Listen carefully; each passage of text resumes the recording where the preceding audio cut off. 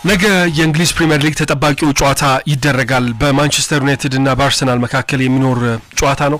ይሄ ጨዋታ እንደ በፊቱ ያለ ግለት እንኳን አሁን ያለው አይመስልም። ምክንያቱም ሁለቱም ያሉበት ቦታ ለዚህ ጨዋታ የተለየ የሚሰጠው ግምት እንዳይኖር አስገድዷል። ማንቸስተር ዩናይትድ በሊጉ 14ኛ ደረጃ ላይ የተቀመጠ ቡድን ነው። አርሰናል ደግሞ ከመሪው ሊቨርፑል በ13 ነጥብ ርቆ የተቀመጠ ክለብ ነውና እንደ ከዚህ በፊቱ ያለ ግለት ባይኖረውም ነገር ግን አርሰናልና ማንቸስተር ዩናይትድ በየትኛውም ጊዜ ቢጫወቱ በደጋፊዎቹ መካከል ያለው ባላንጣነት የጨዋታውን ጡዘት ላቅ ወዳለ ደረጃ ያሸጋግረዋል። ከጨዋታው አስቀድሞ ሚኬል አርቴታ በተለያዩ ጉዳዮች ሐሳቡን ሲያጋራ ነበር። አርሰናል ከሊቨርፑል በ13 ነጥብ ርቋል። ከሶስተኛው ኖቲንግሃም ፎረስት በ6 ነጥብ ከፍ ብሎ የተቀመጠ ቡድን ነው። በ21 ነጥብ የበለጠ ነው ከ14ኛ ደረጃው ማንቸስተር ዩናይትድ። ነገር ግን ከዩናይትድ ጋር በሚደረጉ ጨዋታዎች ኃይለኛ የሚሆኑ መርሃ ግብሮች እንደሚኖሩ ትናንትና ሚኬል አርቴታ ገልጿል። ስለ ዩናይትድ ክብሩን ነው ያሳየው። የዩናይትድ ታሪክ ለራሱ አንደበት ኖሮት የሚናገር ነው። ያላቸው ተጫዋቾች ያለው የክለቡ ሌጋሲ ሁልጊዜም ቢሆን በጣም አደገኛ የሚባል ተጋጣሚ ማንቸስተር ዩናይትድ እንዲሆን ያደርገዋል ብሏል። በተለይ ደግሞ አደገኛ የሚሆነው እንደዚህ ባልተጠበቀበት ጊዜ፣ በብዙዎች ግምት ባልተሰጠው ጊዜ ዩናይትድ ከባድ ተጋጣሚ ነው ሲል ሐሳቡን አጋርቷል። ከዛ ባለፈ ግን ስለ ማይልስ ሉዊስ ስኬሊ እንደዚሁ ሐሳቡን ሰጥቷል። በቻምፒየንስ ሊግ 7-1 በሆነ ውጤት ፒኤስቪን ባሸነፉበት መርሃ ግብር ገና በመጀመሪያው አጋማሽ 34ኛው ደቂቃ ላይ ነበር ይሄንን ወጣት የመስመር ተከላካይ ቀይሮ በሪካርዶ ካላፊዮሪ ቀይሮ ያስወጣው። ሁለተኛ ቢጫ ካርድ ጨዋታው ላይ እንዳይመለከት በመስጋት ነበር ይሄንን ያደረገው። ተጫዋቹ ጋር እንደተነጋገረ ሚኬል አርቴታ ገልጿል። ከተጫዋቹ ጋር ዛሬ ነው የተነጋገርኩት ብሏል። ትላንትና ጋዜጣዊ መግለጫውን በሰጠበት ቀን ማለት ነው። አርቴታ በዚህ የ18 ዓመት ተጫዋች ብቃት ምንም አይነት ጥርጥር የለውም። ነገር ግን ይሄ ተጫዋች በቡድኑ ውስጥ በሚመለከታቸው የዲሲፕሊን ጥፋቶች ምክንያት ዋጋ ሊከፍሉ እንደሚችሉ በደንብ አድርጎ ቁጭ አድርጎ ያስረዳው ነው የሚመስለው። ባለፈው እንደምታስታውሱት በዌስትሃሙ ጨዋታ አርሰናል 1-0 በተሸነፈበት መርሃ ግብር ማይልስ ሉዊስ ስኬሊ ቀይ ካርድ ተመልክቷል። ከዛ ባለፈ ደግሞ ከወልቭስ በነበረም ጨዋታ እንደዚሁ ቀይ ካርድ ተመልክቶ ነበረ። ምንም እንኳን ከወልቭስ የነበረው ቀይ ካርድ ተሽሮለታል። ከፒኤስቪም እንደዚሁ ገና በጊዜ ነው ቢጫ ካርድ የተመለከተው። እንደነዚህ ያሉ ጥፋቶችን እያደረገ ለሚገኘው ማይልስ ሉዊስ ስኬሊ ረጋ እንዲልና እርሱ ዋጋ ሊያስከፍላቸው እንደሚችል በደንብ አድርጎ ያስረዳው ይመስላል። የ18 ዓመቱ ተጫዋች ቀጣይ ከማንቸስተር ዩናይትድ ጋር በሚኖረው ጨዋታ ከሪካርዶ ካላፊዮሪ ጋር ጥሩ ፉክክር ያደርጋሉ የቋሚ ተሰላፊነት እድል ለማግኘት።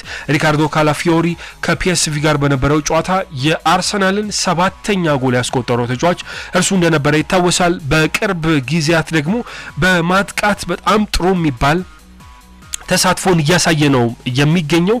ከኖቲንግሃም ይመስለኛል ከተሳሳትኩኝ በጣም ጥሩ የሚባል ኳስ አንግል ገጭቶበት እንደወጣ ይታወሳልና በማጥቃት አሲስት በማድረግ ጎሎችን በማስቆጠር ጥሩ የሚባሉ አቅሞቹን እያስመለከተ የሚገኘው ሪካርዶ ካላፊዮሪ ወይስ ደግሞ ማይልስ ሉዊስ ስኬሊ ነገ የሚሰለፈው የሚኬል አርቴታ ራስ ምታት ነው የሚሆነው። ነገ 200ኛ የፕሪሚየር ሊግ ጨዋታውን ነው ወደ አርሰናል ኃላፊነት ከመጣ በኋላ ሚኬል አርቴታ የሚያደርገው። በነገራችን ላይ አርሰናል ነገ ማሸነፍ የሚችል ከሆነ ተከታታይ 5 ጨዋታዎችን ማንቸስተር ዩናይትድን በማሸነፍ የመጀመሪያው የአርሰናል ቡድን ይሆናልና ይሄንንም ለማድረግ እንደዚሁ ወደ ሜዳ ይገባሉ። ሩበን አሞሪም ከእሁዱ ጨዋታ ቀደም ብሎ ስለ ቀይ ሰይጣኖቹ ደጋፊዎች ሐሳባቸውን ሲያጋሩ ነበረ። ዘ 1958 የተባለው የማንቸስተር ዩናይትድ የደጋፊ ቡድን ከጨዋታው አስቀድሞ ደጋፊዎች ጥቁር ልብስ ለብሰው እንዲመጡ አዟል። ክለቡ በዝግታ የሞተ ነው የሚገኝ የሚል ጽሁፍ እንደዚሁ አስነብበዋል። ስሎውሊ ዳይንግ የማንቸስተር ዩናይትድ አመራሮች እና ደግሞ ቡድኑ በውጤት ረገድም እንደዚሁ ቀስ እያለ የሞተ ነው ብለው ተቃውሟቸውን ክለቡ ላይ ለማሰማት ቀጠሮ ይዘዋል። ከአርሰናል ጨዋታ አስቀድሞ ነው ይሄ የሚሆነው። ባለፈው እሁድ ከፉልሃም ጋር በነበረ የኤፍኤ ካፕ ጨዋታ የሁለቱም ክለብ ደጋፊዎች የፉልሃምም የማንቸስተር ዩናይትድም ደጋፊዎች በጋራ ሆነው እንግዲህ ድምጻቸውን ሲያሳሙ ነበረ። የክለብ ታማኝ ደጋፊነት ለብዝበዛ ሊውል አይገባም በማለት ተቃውሟቸውን አሰምቷል። ለዚህ ደግሞ ምክንያታቸው የክለብ የስታዲየም ትኬት ዋጋ መናር ነው የሁለቱም ክለብ ደጋፊዎች ዋጋ እየተጨመረብን ነው የሚገኘው ብለዋል ለነገሩ የፉልሃም ወይ የማንቸስተር ዩናይትድ ብቻ ሳይሆን ይሄ በፕሪሚየር ሊጉ ያሉ ክለቦች የሁሉም ተግባር እየሆነ ነው የሚገኘው ማንቸስተር ዩናይትድ 2005 ላይ በግሌዘር ቤተሰቦች ከተያዘ በኋላ ጥቅል እዳ መጠኑ አሁን 1 ቢሊዮን ፓውንድ ደርሷል ይሄ ፍጹም አላስደሰታቸውም የማንቸስተር ዩናይትድ ደጋፊዎች እና ደግሞ ባለቤቶቹ ቀስ በቀስ ክለቡን እየገደሉት ነው ብለው ያምናሉ ሩበን አሞሪም ሲናገር የደጋፊዎቹ ተቃውሞ እምረዳው ነው ብሏል አስቸጋሪ ሁኔታ ላይ ነው የምንገኘው ተቃውሞችን ማሰማት መለመድ እንዳለበት ገልጿል ሰዎች የመቃወም መብት አላቸው ሁሉም ድምጽ ዋጋ አለውና ሰው ይሄንን ማድረግ አለበት ጥሩ የሚባል ልምድ ነው ሲል ነው ሐሳቡን ያጋራው ሰውየው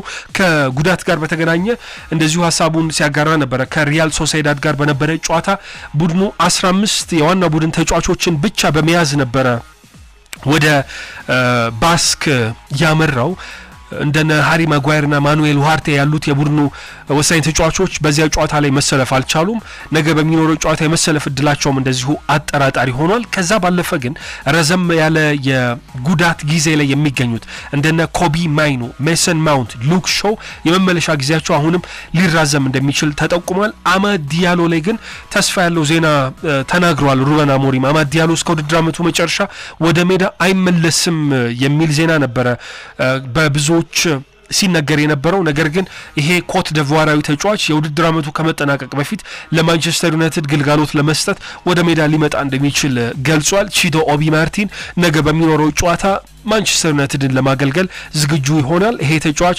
በማንቸስተር ዩናይትድ የዩሮፓ ሊግ የተጫዋቾች ዝርዝር ውስጥ ስሙ ባለመካተቱ ምክንያት ከሪያል ሶሳይዳድ ጋር እንዳልተሰለፈ ይታወሳል የቀድሞ የአካዳሚ ክለቡን አርሰናልን የመግጠም እድል አለው በጥር የዝውውር መስኮት አይደን ሄቨን በክረምት ደግሞ ቺዶ ኦቢ ማርቲን ከአርሰናል ወደ ማንቸስተር ዩናይትድ የኮበለሉ ወጣት ተጫዋቾች ናቸው ለማንቸስተር ዩናይትድም በሊግ ጨዋታዎች እንደዚሁ ደግሞ በካፕ ውድድሮች ላይ ግልጋሎት ሲሰጡ እንደነበረ ይታወሳል ምናልባት የቀድሞ ክለባቸውን የመግጠም እድል አላቸው ሩበን አሞሪም እንደዚሁ ሚኬል አርቴታ ጋር በተገናኘ ሐሳባቸውን አጋርቷል ሚኬል አርቴታ በአርሰናል ቤት ሲሰራ የነበረውን ነገር አድንቋል አሰልጣኙ ሩበን አሞሪም ከዛ ባለፈ በማንቸስተር ዩናይትድ ግን እንደ ሚኬል አርቴታ ያለ ጊዜ የሚሰጠው እንደሌለ ነው የተናገረው አርቴታ ወደ አርሰናል ኃላፊነት ከመጣ በኋላ በመጀመሪያ 2 አመት ተኩል ጊዜዎች ውስጥ 8ኛ 5ኛ ሆኖ ነው ያጠናቀቀው በማንቸስተር ዩናይትድ ቤት ውስጥ ግን ይሄ እድል እንደሌለ ነው እየተናገረ የሚገኘው አሁን 14ኛ ደረጃ ላይ የተቀመጠው ማንቸስተር ዩናይትድ ምናልባት በቀጣይ የውድድር ዓመት እንደ ሩበን እንደ ሚኬል አርቴታ ሩበን አሞሪም ተመሳሳይ 8ኛው ከዛ በታች ሆኖ በሊግ ቢያጠናቅቅ የሚታገሰው እንደሌለ ገልጿል በግልጽኝነት ነው ይሄንን የገለጸው በዩሮፓ ሊግ ጨዋታ በቻምፒየንስ ሊግ ጨዋታ ማግስት ደግሞ ጨዋታዎችን ማድረግ የበለጠ ከባድ እንደሆነ ገልጿል ሁለቱ ቡድኖች የቻምፒየንስ ሊግና የዩሮፓ ሊግ ጨዋታዎችን አድርገው ነው ወደ ነገው መርሃ ግብር የሚሄዱት